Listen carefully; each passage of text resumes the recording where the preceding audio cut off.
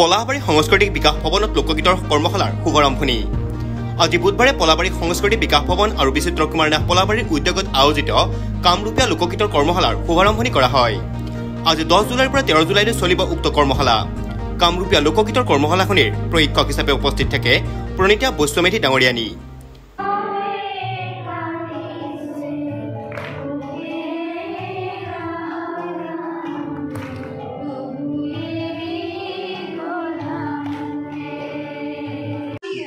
নমস্কাৰ, আমি আজি পলাশবাৰী সাংস্কৃতিক বিকাশ ভৱনত পলাশবাৰী সাংস্কৃতিক বিকাশ ভৱন আৰু বিচিত্ৰ কুমাৰ ন্যাস পলাশবাৰীৰ উদ্যোগত ঐতিহ্য সম্পদ কামৰূপৰ এটি কামৰূপী লোকগীতৰ আমি এখনি কৰ্মশালাৰ আয়োজন কৰিছোঁ আৰু এই কৰ্মশালাখনিখন 10 তাৰিখৰ পৰা 13 তাৰিখলৈ চলিব আৰু আজি ইয়াতে এই কৰ্মশালাখন শুভ উদ্বোধন কৰা হ'ল। ইয়াতে উপস্থিত আছিল পলাশবাৰী সাংস্কৃতিক বিকাশ ভৱনৰ সন্মানীয় সভাপতি অনিল চন্দ্ৰ কলিতা, সাধাৰণ সম্পাদক যতীন্দ্ৰনাথ কলিতা, বিচিত্ৰ কুমাৰ ন্যাসৰ সন্মানীয় সভাপতি সাংবাদিক বিমল শৰ্মা, বিচিত্ৰ কুমাৰ ন্যাসৰ সচিব বিচিত্ৰ কুমাৰ, লগতে পলাশবাৰী এই বৃহৎ অঞ্চলৰ উপস্থিত আছিল ৰাইজ।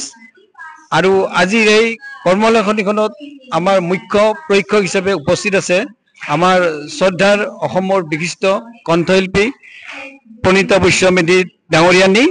তেখেতে এই 4 দিনতে আমাৰ এই দক্ষিণ কামৰূপৰ যুৱ প্ৰজন্মৰ মাজত কামৰূপী লোকগীতক এক নতুন মাত্ৰা প্ৰদান কৰিব আৰু সেই উদ্দেশ্যে ছাত্ৰ ছাত্ৰীসকল ইয়াত উপস্থিত হৈছে।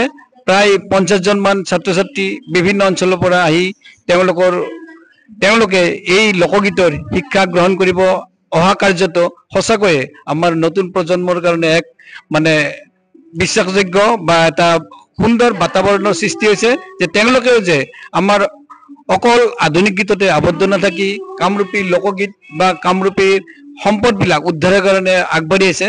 তাৰ কাৰণে আমি যথেষ্ট ধন্যবাদ জনাইছোঁ তেওঁলোকক।